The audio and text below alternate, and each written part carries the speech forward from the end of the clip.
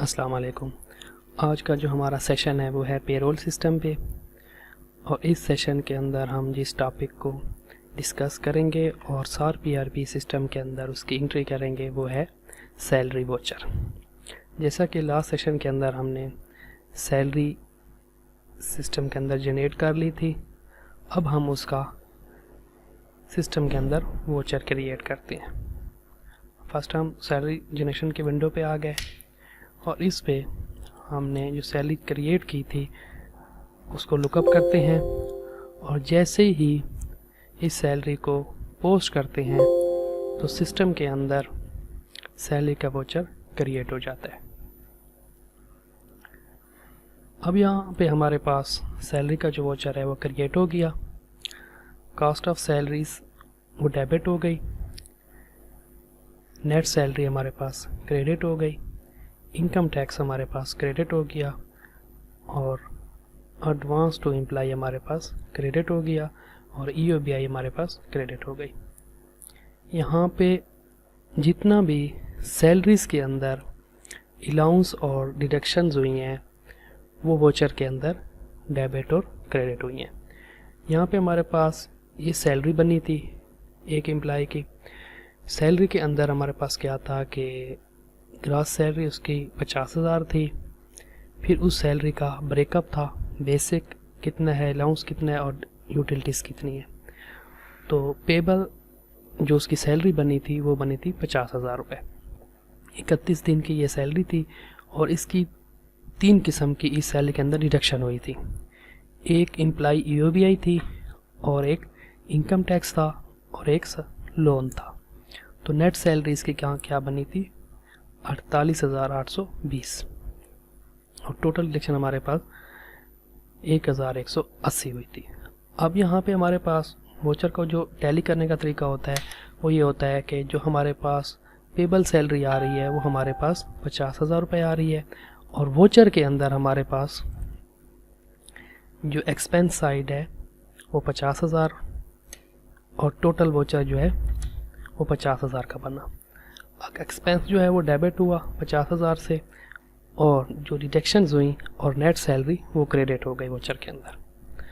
यहाँ पे जो है हमारी सैलरी शीट और वोचर आपस में टैली हैं, तो इसका मतलब है हमारा जो वोचर बना है वो सही बना है। अब नेक्स्ट हम इस वोचर की इंटीग्रेशन को डिस्कस करते हैं कि जहाँ पे हमारे पास ये कॉस्ट ऑफ सैलरी कैसे डेबिट हुई, ये कौन सा कोड मतलब यहाँ पे हमने इंटीग्रेट किया, और कौन सा अलाउंस इंटीग्रेट किया कि इसके अंदर ये इफेक्ट आया, और क्रेडिट साइड जो हमारी मल्टी आ रही हैं जैसे नेट सैलरी है, एडवांसेस हैं, एक्सपेंस हैं, ये क्रेडिट हुई, तो इनको कैसे इंटीग्रेट किया गया और किस किस हेड के साथ और वोचर के टाइम पे उसने उसको हिट किया। अब यहाँ पे हमारे पास एक वोचर इंटीग्रेशन की विंडो है जो अकाउंट्स के अंदर हमारे पास अलाउंस इंटीग्रेशन के नाम से है। इसको हम ओपन कर लेते हैं। यहाँ पे हमारे पास जो वोचर के अंदर डेबिट और क्रेडिट हेड्स हो रहे हैं उनकी हम यहाँ पे इंटीग्रेशन करते हैं। जैसा कि हमारे पास फर्स्ट हमारे पास एक्सपेंस आ रहा है वोचर के अंदर, कॉस्ट ऑफ सैलरीज वो हमारे पास क्या है डेबिट हो रहा है। अब ये डेबिट हो रहा है सैलरी शीट के हिसाब से जो हमारी पेबल सैलरी है। टोटल पेबल सैलरी जो है हमारी डेबिट हो रही है। इसके अंदर हमारे पास जो बना है 50,000 वो 3 अलाउंस का ब्रेकअप से बना है। उसके अंदर हमारे पास बेसिक थी, हमने कुछ अलाउंसेस रखे हुए थे, और हमने यूटिलिटीज़ के हिसाब से एक ब्रेकअप बनाया हुआ था। जो एक्सपेंस साइड होती है हम उसको क्या करते हैं टोटल अलाउंस के साथ उसको इंटीग्रेट कर देते हैं। अब यहाँ पे इंटीग्रेशन कैसे होती है, यहाँ पे हम उस अलाउंस को सिलेक्ट करते हैं। जैसे हमारे पास आ गया टोटल अलाउंस, और यहाँ पे हमारे पास आ गया डिपार्टमेंट्स। अगर हमने वोचर डिपार्टमेंट वाइज बनाना है तो हम हर डिपार्टमेंट को सिलेक्ट करेंगे और उसका डेबिट और क्रेडिट कोड लगा के उसको ऐड करेंगे। और अगर हमने डिपार्टमेंट वाइज नहीं बनाना तो फिर हम क्या करेंगे, एक डिपार्टमेंट एन ए लगा के उस अलाउंस को या उस डिडक्शन को GL के कोड के साथ इंटीग्रेट करेंगे। यहाँ पे हमारे पास हम फर्स्ट किया एक डिपार्टमेंट सेलेक्ट कर लेते हैं और यहाँ पे हम उसका डेबिट और क्रेडिट नोट लगा लेते हैं। अब जो जिसके हिसाब से डेबिट होना होता है तो हम उसका डेबिट कोड लगाएंगे, अगर उस अलाउंस में क्रेडिट होना होता है हम क्रेडिट का कोड लगाएंगे। तो इस केस में हम क्या करते हैं, वही से अगर कोई अलाउंस है उसने डेबिट होना है, जैसे हमारे पास ये टोटल अलाउंस हमारे पास डेबिट होता है तो हम उसके हिसाब से हम डेबिट को भी वही कोड लगा देंगे, क्रेडिट को भी वही कोड लगा देंगे। हमारे पास जैसे था सैलरीज, कॉस्ट ऑफ सैलरीज को हमने एक कोड लगाया हुआ था, इस तरीके से हम इसको क्रेडिट और डेबिट साइड पे भी लगा दिए और क्रेडिट साइड पे भी हम वो कोड लगा देंगे। जैसे हमारे पास यहाँ पे कॉस्ट ऑफ सैलरीज एक्सपेंस, इसको हमने क्या किया, अभी मैंने पहले इंटीग्रेट किया हुआ है NA के साथ, मैं आपको इंटीग्रेट करके नेक्स्ट एक डिपार्टमेंट इंटीग्रेट करके चेक करवा रहा हूँ, जिसको हम ऐड करेंगे और ऐड करने के बाद हम इसको सेव करेंगे। हम जब सेव करेंगे तो ये हमारी इंटीग्रेशन कंप्लीट हो जाती है। अब हम जो वोचर हमने बनाया है वो हमने बनाया है डिपार्टमेंट वाइज नहीं बनाया, हमने ओवरऑल बनाया। तो हमने ये इंटीग्रेशन पहले ऑलरेडी NA के डिपार्टमेंट के साथ एक दफ़ा की हुई है, जिससे हमारा वोचर जो है वो एक दफ़ा डेबिट हुआ है। अगर हम मल्टी डिपार्टमेंट हर डिपार्टमेंट वाइज करेंगे तो जो हमारा वोचर है यहाँ पे जो कास्ट है वो multi time department wise debit होगी। उसके बाद हमारे पास यहाँ पे दूसरा अलाउंस है नेट सैलरी। अब नेट सैलरी जो है वो क्रेडिट होनी होती है, तो वो उसको हमने कोड लगाया था, तो यहाँ पे हमने वो कोड इसके साथ इंटीग्रेट कर दिया। तो वहाँ पे हमारे पास सिस्टम के अंदर यहाँ हमारे पास ये इतने से क्रेडिट हो गया। अब जो क्रेडिट साइड है ये एम्प्लॉय वाइज होगी, हर एम्प्लॉय अलग अलग से क्रेडिट होगा। नेट सैलरी जो है वो हर एम्प्लॉय वाइज क्रेडिट होगी। इस तरीके से हमारे पास इनकम टैक्स है और एडवांसेस है, ये जो होते हैं ये हम मस्ट एम्प्लॉय वाइज रखते हैं, क्योंकि इनका GL के अंदर लेजर जो है वो हमें एम्प्लॉय वाइज चाहिए होता है। तो बैकएंड्स पे हमारे पास हमारी कॉन्फ़िगरेशन होती है कि किस डिडक्शन को हमने एम्प्लॉय वाइज रखना है। तो वो हम वोचर इंटीग्रेशन के टाइम पे उस कॉन्फ़िगरेशन को अलाउंस वाइज या डिडक्शन वाइज ऑन कर देते हैं कि किस अलाउंस ने या डिडक्शन ने अकाउंट्स के अंदर एम्प्लॉय वाइज जाना है। इस तरीके से हमारे पास EOBI आ गई। तो EOBI जो होती है हमारी ये एम्प्लॉय वाइज, कुछ कंपनीज एम्प्लॉय वाइज रखती हैं GL के अंदर और कुछ ओवरऑल एक हेड के अंदर रख देती हैं, क्योंकि इसकी जो EOBI की एम्प्लॉय वाइज रिपोर्ट है आपको पेरोल में मिल जाती है।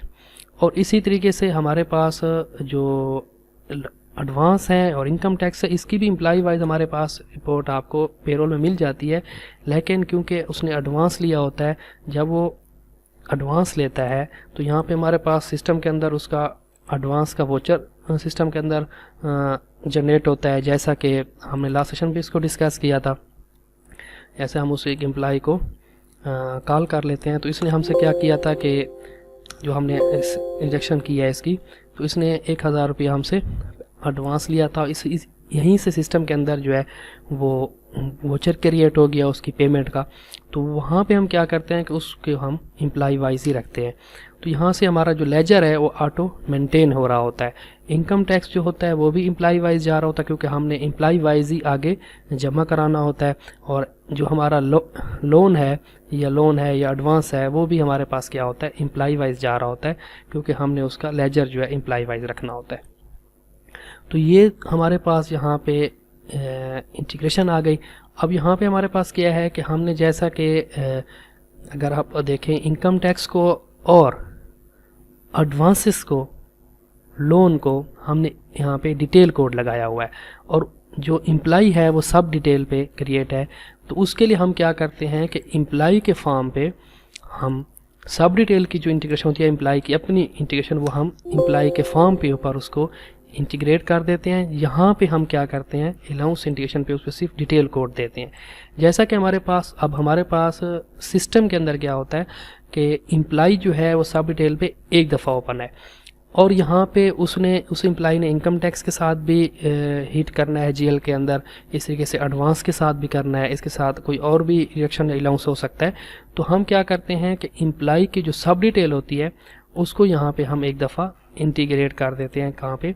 यहाँ पे हमारे पास अलाउंस एंड रिडक्शन के अंदर हम क्या करते हैं, जो डिटेल कोड है हम एक लगा देते हैं, जैसे एडवांस टू एम्प्लॉय है, और सब डिटेल हम क्या करते हैं उसको नीचे यहाँ पे ऐड कर देते हैं। जैसे हमने इंटीग्रेट किया हुआ है, हम उसको एक दफ़ा इंटीग्रेट कर देते हैं।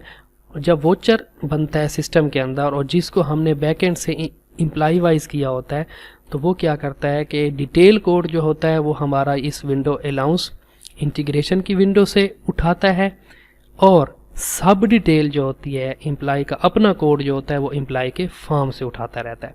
क्योंकि हमने नेट सेल लोन को अपना डिटेल कोड देना होता है, इस तरीके से हमने इनकम टैक्स को अपना देना होता है। अगर हमारे पास एडवांस की है और हमने टाइप बनाई हुई है, अलाउंस बनाया हुआ है एडवांस सैलरी का, तो हमने उसको अलग से कोड देना होता है। तो इस वजह से हमने क्या किया हुआ है कि डिटेल कोड जो है वो अलाउंस इंटीग्रेशन की विंडो से उठाता है, और सब डिटेल जो है एम्प्लॉय का जो अपना कोड है वो एम्प्लॉय के फॉर्म से उठाता है। इस तरीके से जैसे हमारे पास ये वोचर क्रिएट हुआ और हम इस वोचर को, जैसे हम इस वोचर को पोस्ट करते हैं, क्योंकि ये अनपोस्ट वोचर सिस्टम के अंदर डला होता है, हम इसको वोचर को जैसे ही इस वोचर को पोस्ट करते हैं तो वो उस हेड्स के अंदर उनका डेटा शो होना शुरू हो जाता है। तो यहाँ पे हमारे पास क्या है कि हम 31 अगस्त को सिलेक्ट कर लेते हैं, क्योंकि ये डेट जो एंड डेट होती है उस डेट को ये वोचर सिस्टम के अंदर डलता है। तो यहाँ पे हमारे पास ये वोचर आ गया। जैसे ये वोचर आया, ये अनपोस्ट था,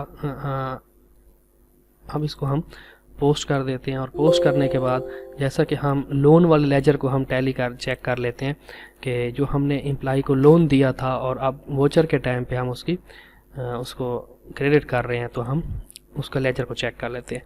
एम्प्लॉय एडवांस टू एम्प्लॉय अगर हम देखें तो यहाँ पे हमारे पास ये एडवांस टू एम्प्लॉय आ गया, और एडवांस टू एम्प्लॉय आने के बाद हमने जब उसको लोन दिया था तो वो यहाँ पे हमारे पास सीपी वोचर कैश पेमेंट का वोचर डला था, 1000 पैसे डेबिट हुआ था, और अब एमएस का वोचर जो है हमारे पास डला, मंथली सैलरी वोचर, वो हमारे पास 1000 से क्रेडिट हो गया। तो इसका जो इफेक्ट है वो लेजर के अंदर आ गया है इस वोचर का। तो ये जो आज का हमारा टॉपिक था वो था सैलरी वोचर के ऊपर। तो ये टॉपिक, आज का टॉपिक ख़त्म हुआ।